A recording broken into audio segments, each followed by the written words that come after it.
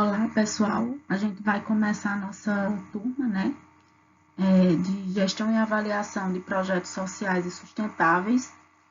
Eu deixei um vídeo de apresentação para vocês, né, de como seria o nosso módulo de disciplinas e como se dariam as nossas aulas, né, os conteúdos, as subdivisões dos mesmos, bem como alguns materiais teóricos, né?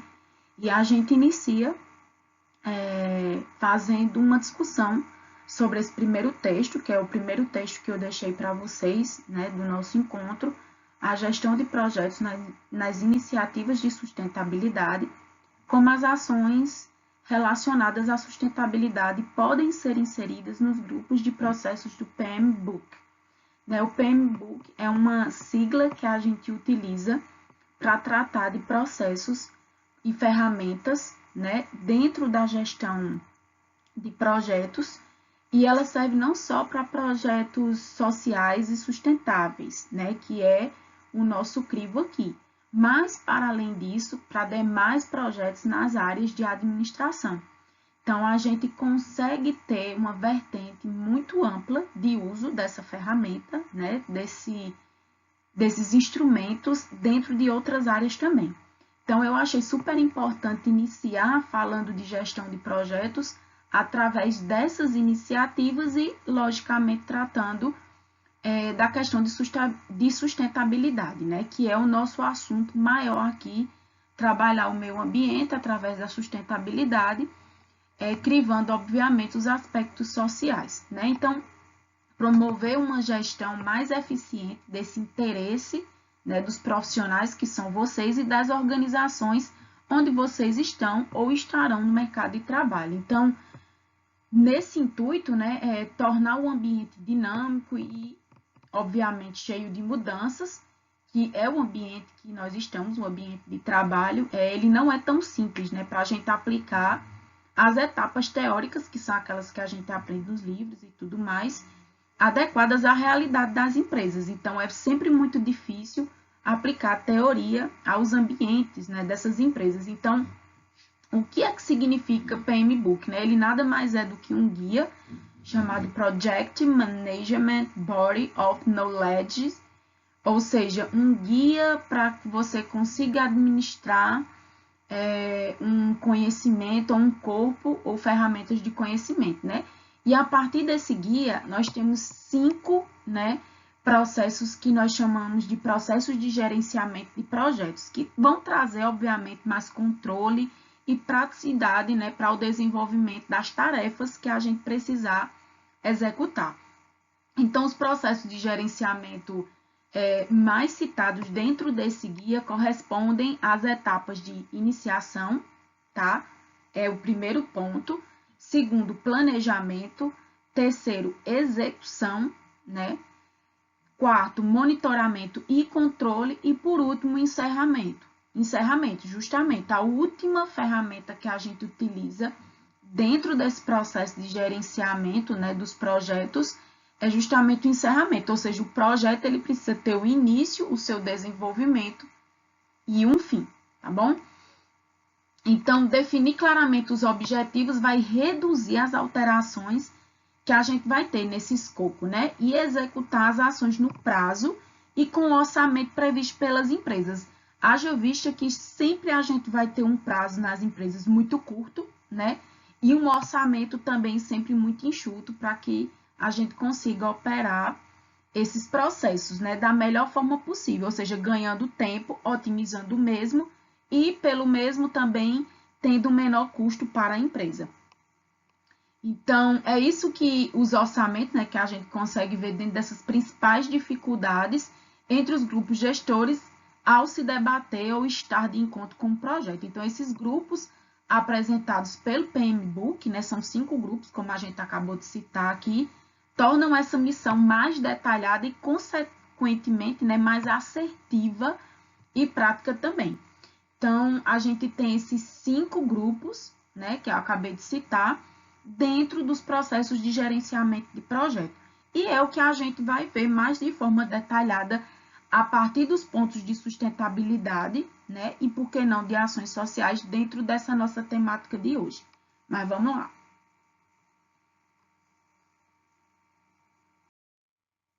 Então, esse é um trabalho, né, de Dyer e Heath, que trata justamente desses processos, e aí a gente vai ler só o resumo para vocês conseguirem estar mais dentro desse controle, né, do que seria esse entendimento global do que a gente tem nesse assunto hoje aqui.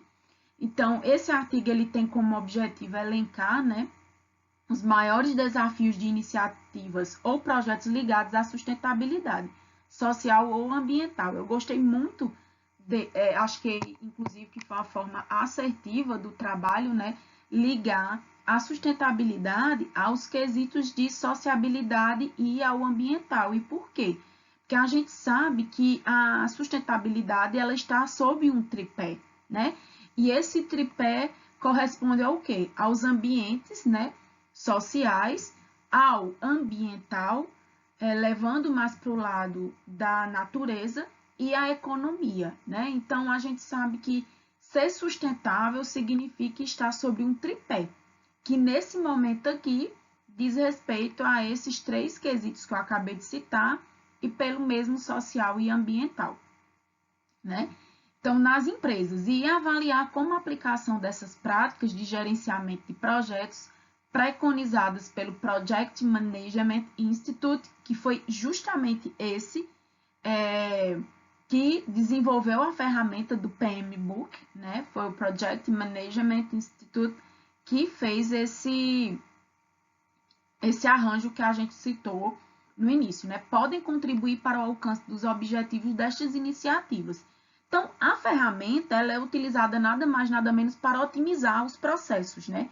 E fazer com que esses processos eles possam, dentro, no nosso caso, da sustentabilidade, e visando algo que encaminhe para menos degradação e, pelo mesmo, uma melhor distribuição de tarefas e de resultados, dentro do que a gente vai trabalhar aqui, o PMBOK ele serve bastante, né?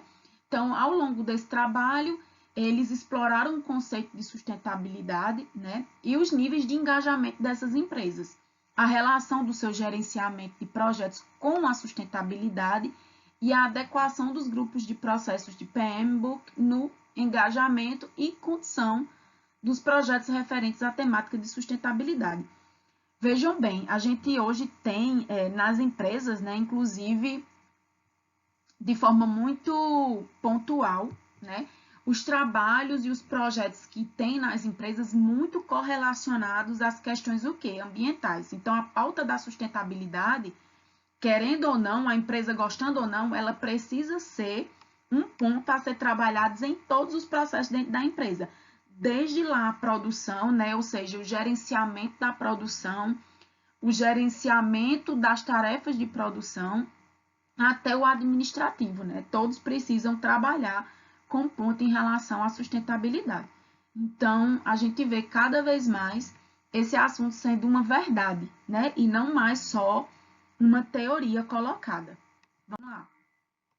Então, aqui como introdução, ele vai falar um pouco sobre o tema da sustentabilidade e dos benefícios que são aqueles que a gente citou lá no início aqui do nosso bate-papo, né? Que são nada mais, nada menos do que o tripé da sustentabilidade, né? Economia, o tripé social e o tripé ambiental.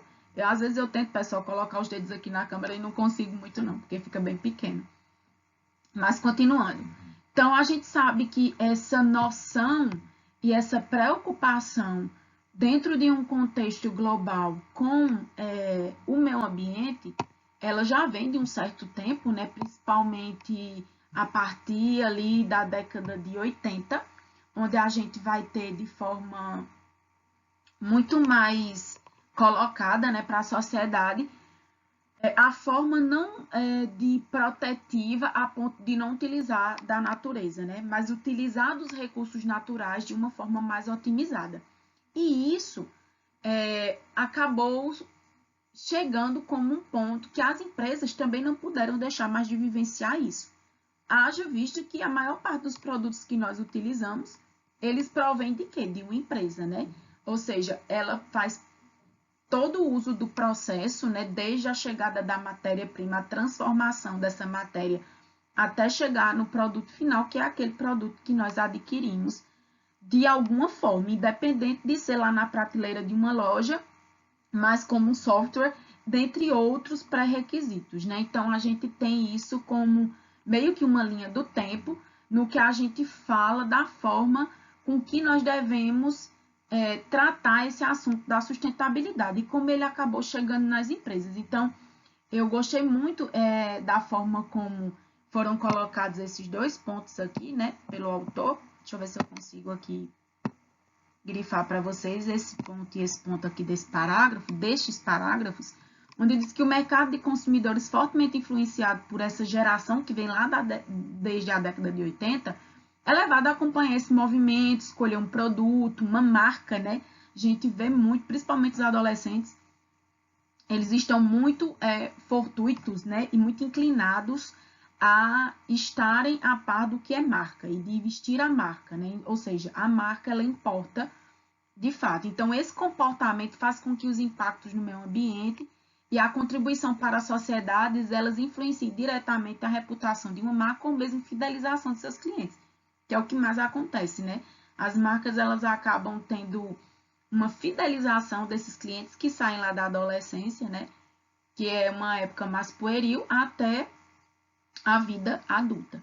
Então, esse mercado de investidores, por sua vez, impulsionado pela ação e exigências dos novos consumidores, né, passou a avaliar o nível de maturidade das empresas nas questões sustentáveis para calcular o valor do seu ativo. Ou seja, será que se aquela empresa ela tiver um valor na marca dela ligado à sustentabilidade, isso vai pegar um novo público ou vai sustentar um novo público ou vai angariar novos públicos, né?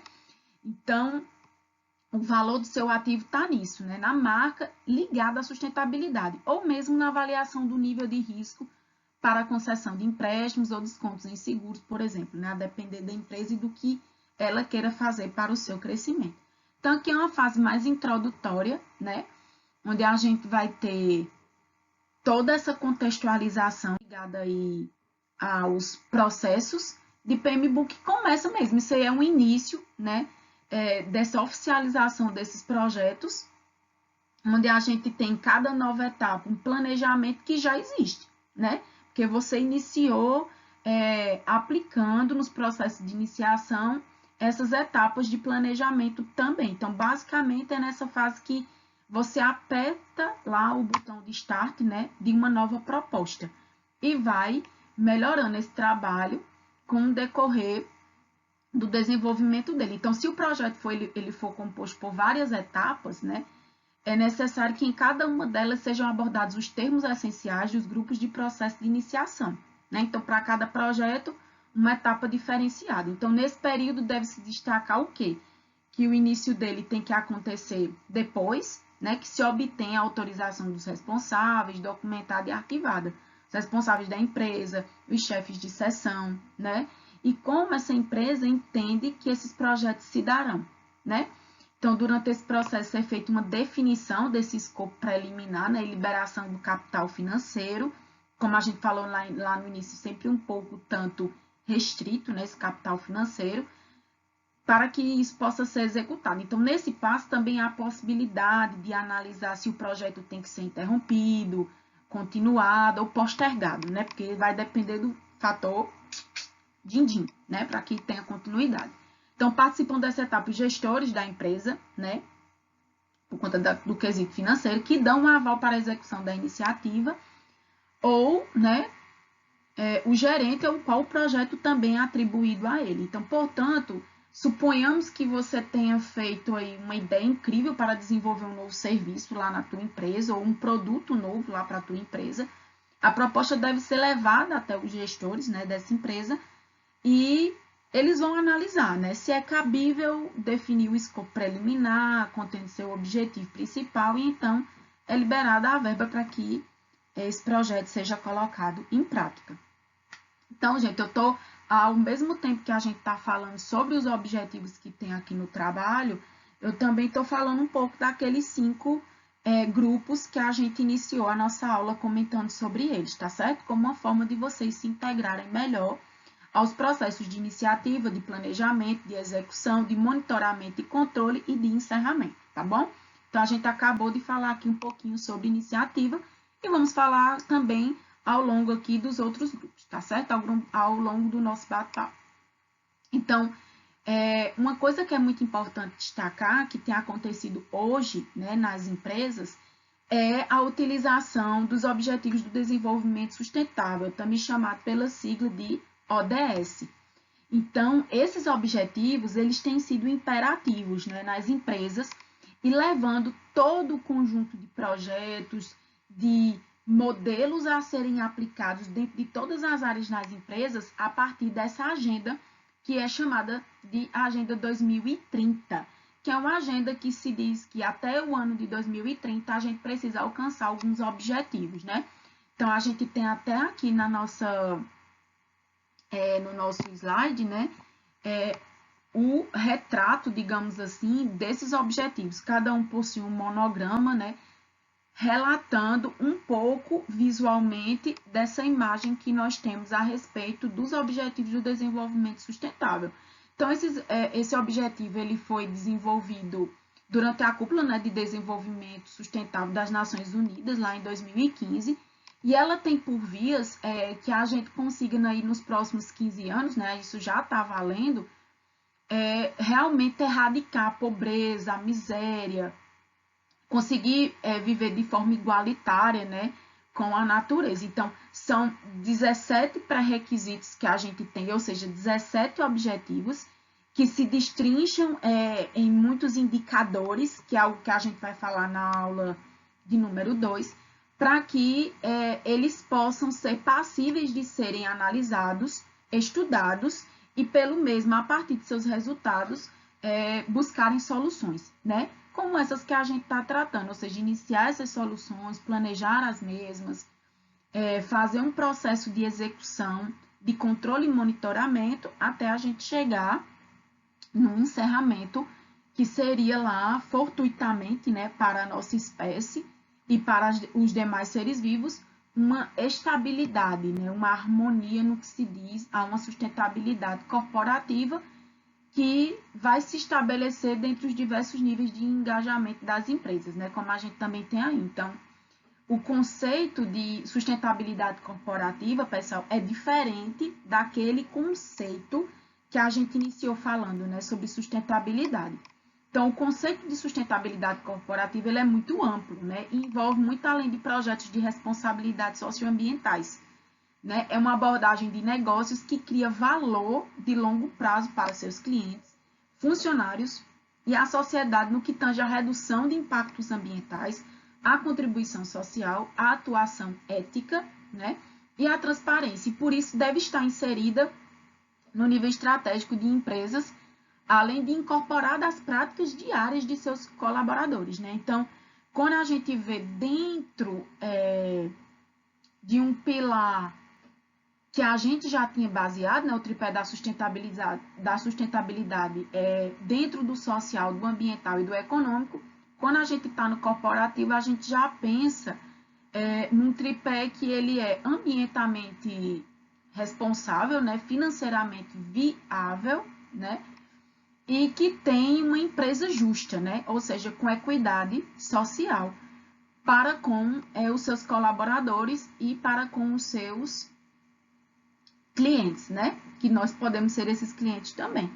Então, essa ideia do pensamento verde, né?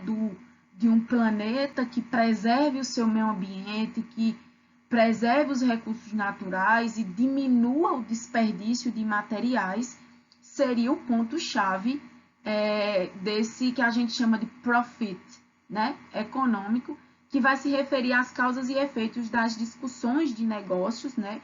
Feitas dentro do âmbito ambiental, dentro de um contexto econômico. Então, é super importante a gente citar isso, para que dentro do ambiente corporativo, que pode ser o ambiente de trabalho de vocês agora ou futuro, vocês entenderem que o tripé da sustentabilidade ele é um pouco diferente, mas sempre vai ter o viés de que se possa trabalhar.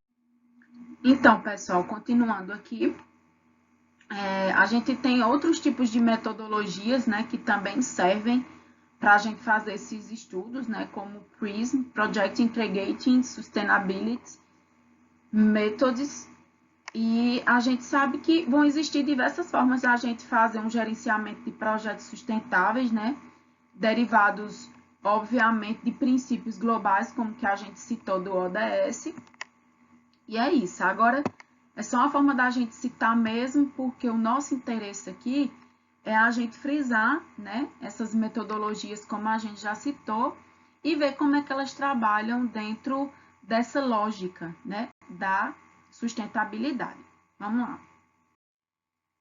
Então, aqui, ó, uma das coisas que a gente tem como princípio para fazer esses estudos são esses 3 tópicos aqui que a gente tem, né? Comprometimento e responsabilidade, ética e tomada de decisões, integrado e transparente, né? Ou seja, como essa empresa ela é integrada e transparente, princípios baseados em valores, né? Isso também faz parte do planejamento que a gente vai falar já já. Princípios e baseados em valores, né? Equidade social e ecológica e prosperidade econômica.